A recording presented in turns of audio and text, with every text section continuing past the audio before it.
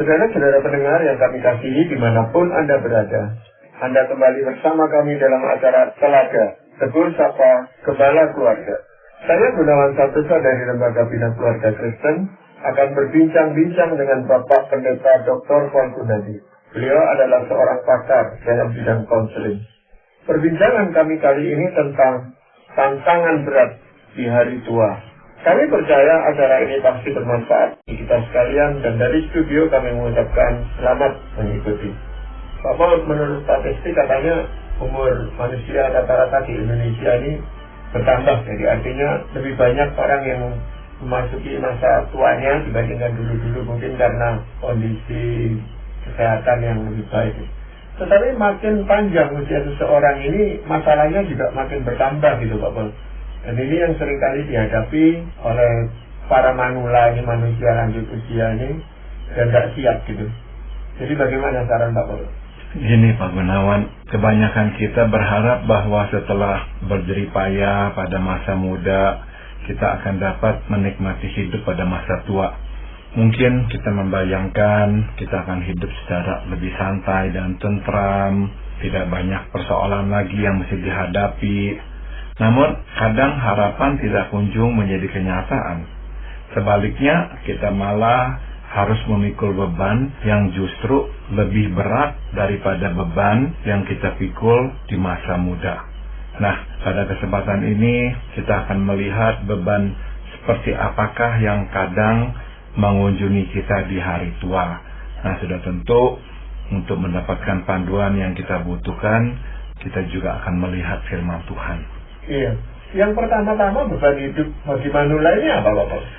Kesulitan ekonomi Pak Gunawan. Ini adalah beban hidup pertama yang kadang datang. Bagi kita yang mempunyai penghasilan yang baik, kita akan dapat menabung untuk hari tua. Namun, bagi kita yang hidup pas-pasan, kita tidak bisa menabung sebab untuk mencukupi hidup sehari-hari saja sudah sulit. Nah, bila kita berada dalam situasi ini dan anak-anak pun hidup secara pas-pasan, maka di masa tua kita akan mengalami kesulitan.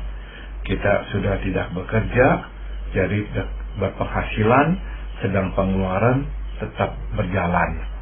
Iya. Jadi memang masalah ekonomi ini yang seringkali dihadapi oleh banyak orang, Mas. Hampir sebagian besar memang masalahnya di sini gitu Pak Paul ya. Tetapi masa produktif itu yang sementara seseorang itu masih bisa bekerja, ini pun kadang-kadang tidak semua orang itu dapat lapangan kerja yang memungkinkan untuk menabung gitu. Itu yang memang menjadi kesulitan pada masa tuanya kelak gitu Pak Paul. Dan juga memang ya kita ini belum menerapkan sistem pensiun yang merata ya. Hanya sedikit sebetulnya perusahaan yang mempunyai sistem pensiun yang jelas. Nah, ada yang namanya pesangon atau apa ya, tapi ya sebetulnya nggak gitu banyak.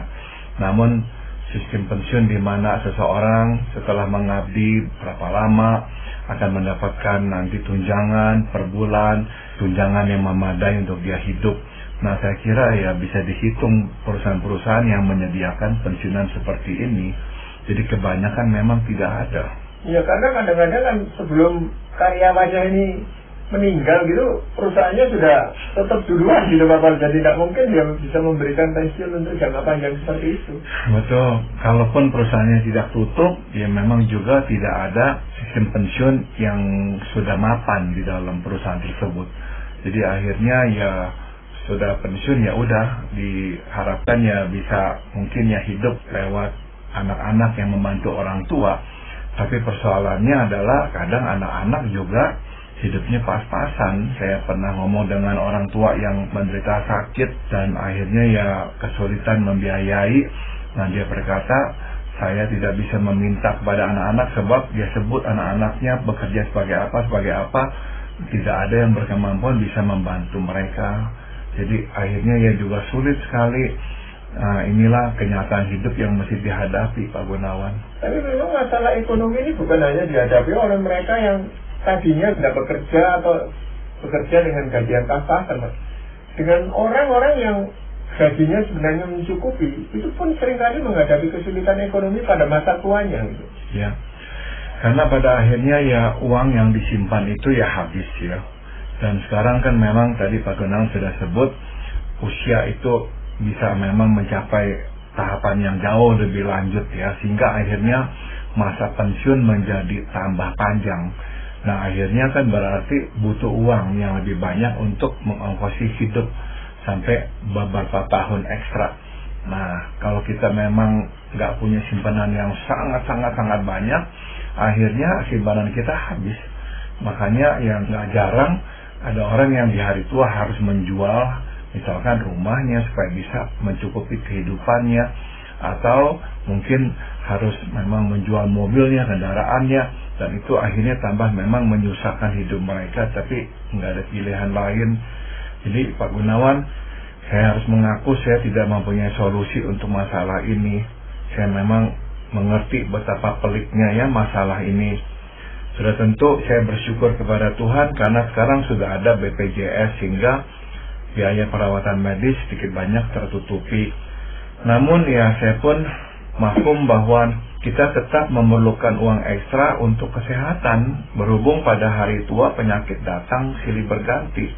Dalam kondisi seperti ini ya kita hanya dapat berdoa, meminta Tuhan terus memelihara kita sebagaimana Ia telah memelihara kita di masa lampau melalui penghasilan dari pekerjaan kita.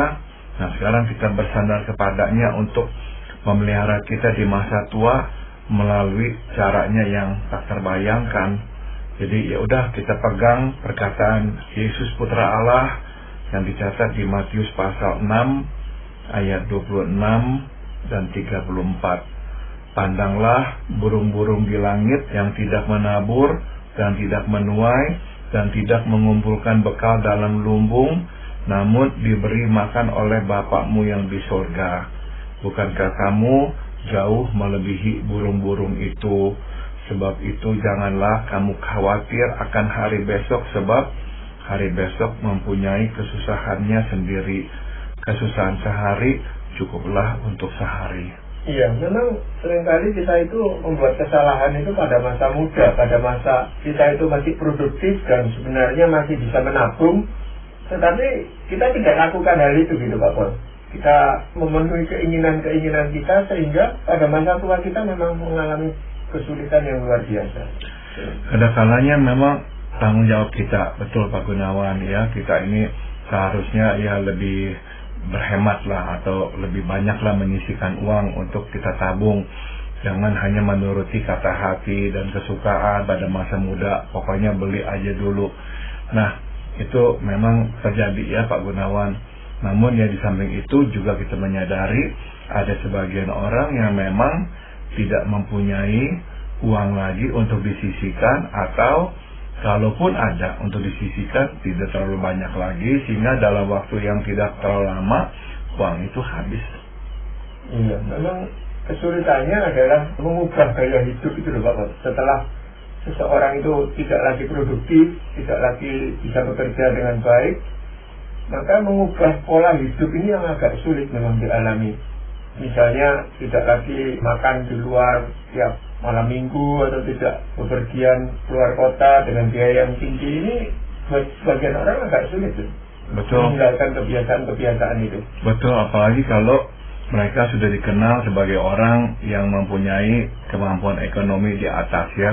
Jadi mereka dipandang orang, dihormati orang, padahal sebetulnya di hari tua itu tuh kondisi mereka sudah berubah. Mereka tidak lagi punya uang untuk itu, tapi karena udah terbiasa dan malu untuk dia berterus terang, misalnya menjual rumahnya lah untuk menempati rumah yang lebih kecil lah atau apa, akhirnya tetap mempertahankan hidup seperti itu. Nah, misalnya mereka itu punya anak, ya ada yang memang membebani anak, yang nggak mau tahu, pokoknya anaknya harus berikan uang kepada mereka.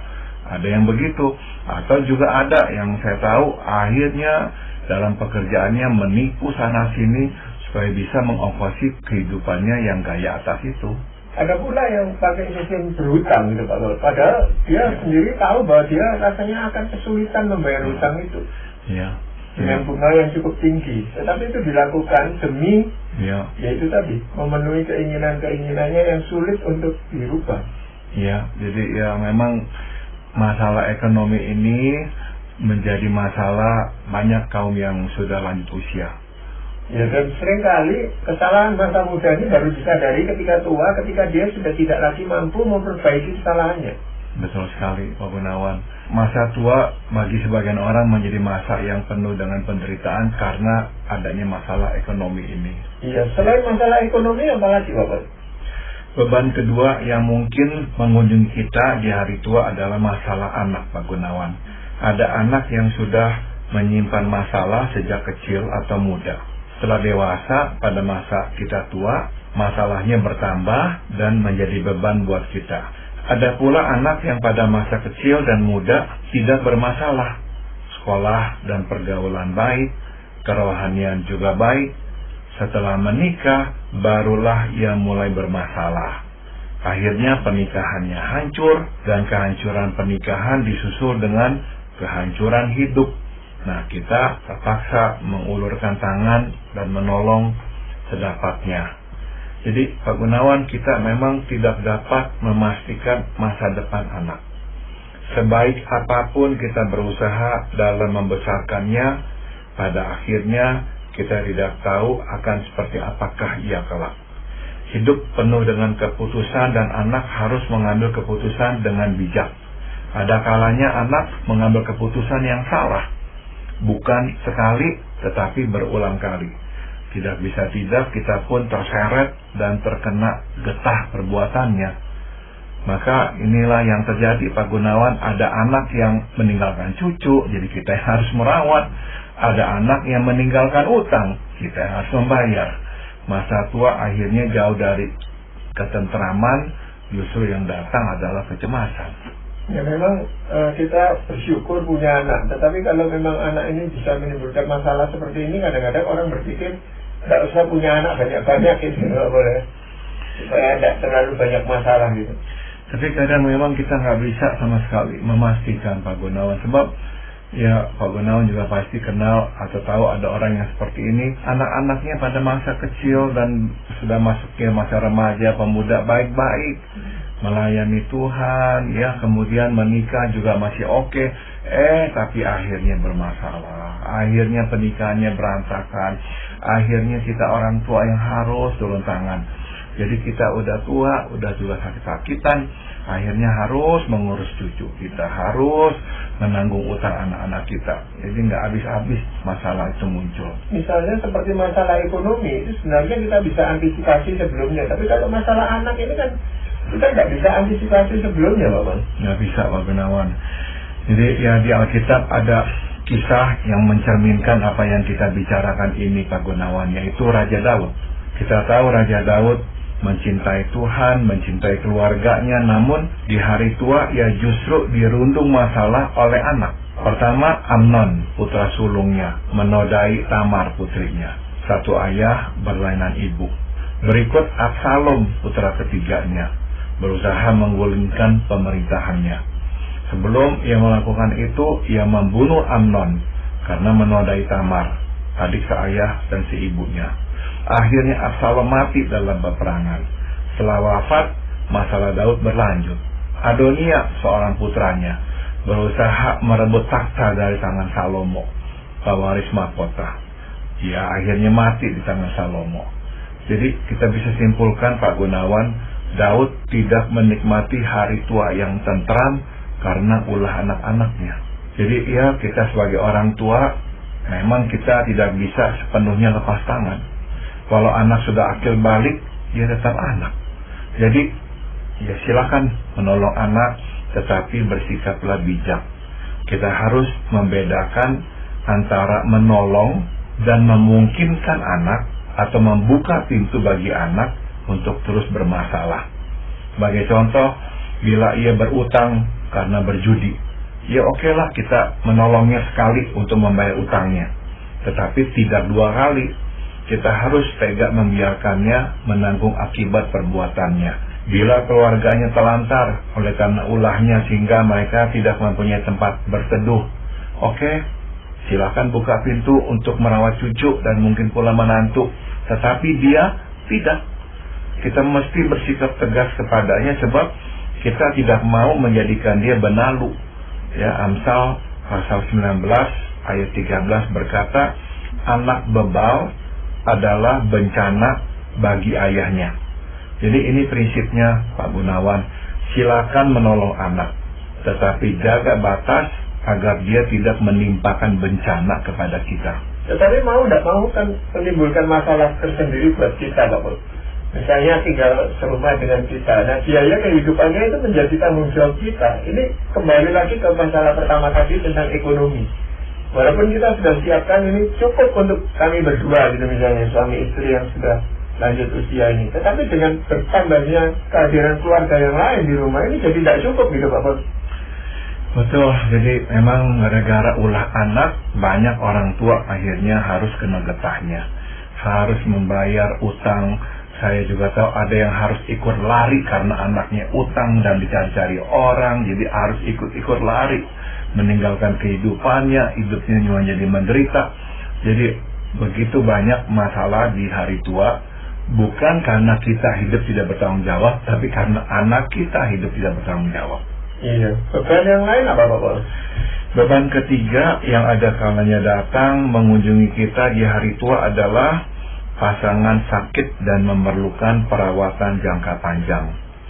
Mungkin ia menderita kelumpuhan, atau mungkin ia terkena penyakit Parkinson.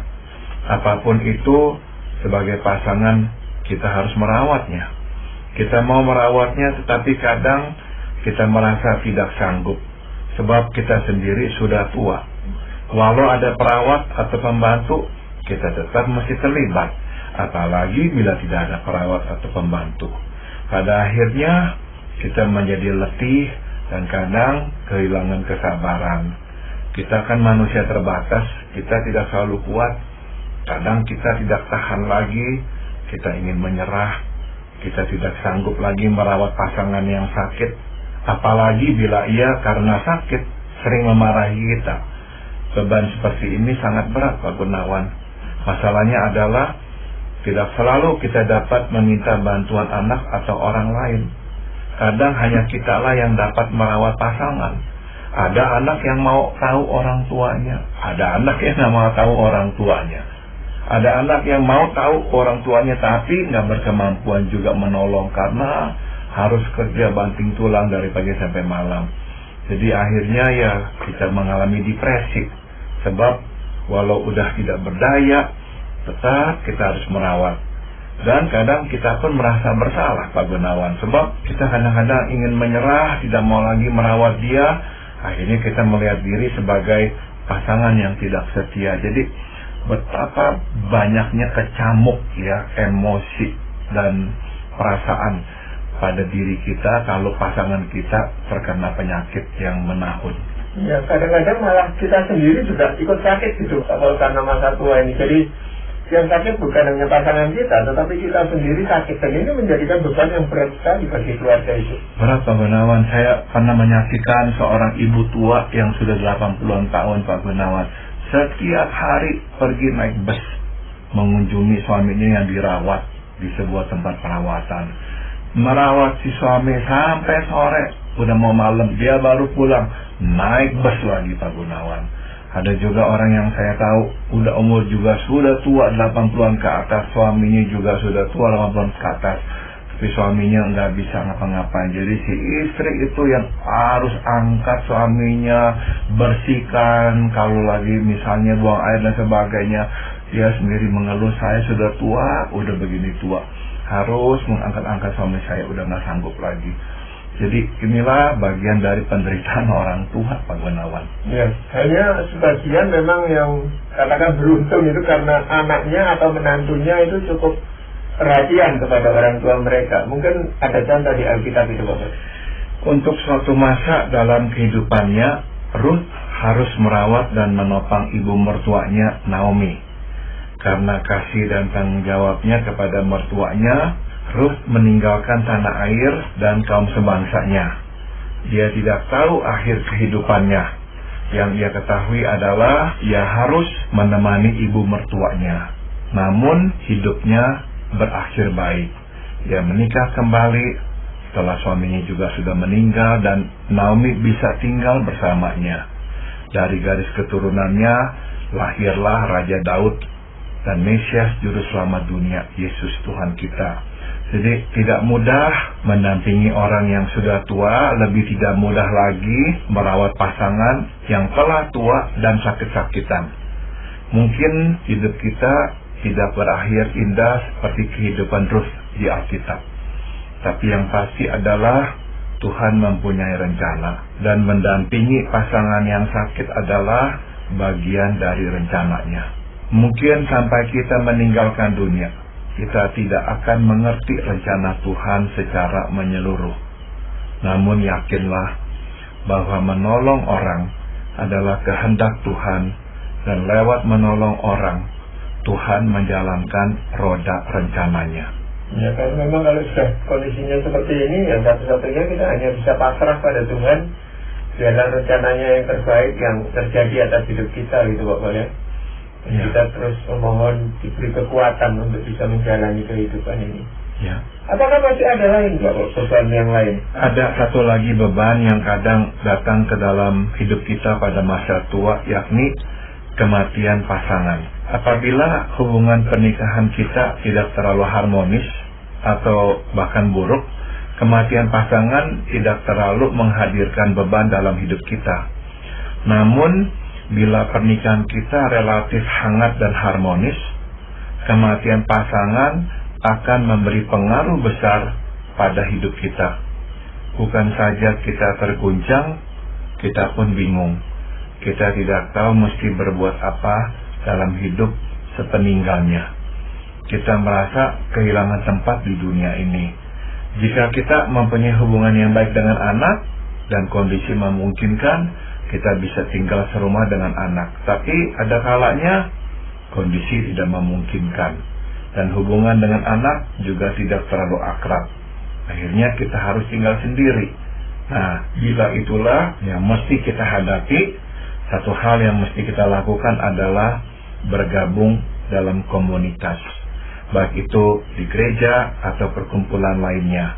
Isilah hari dengan kegiatan, jangan mengurung diri.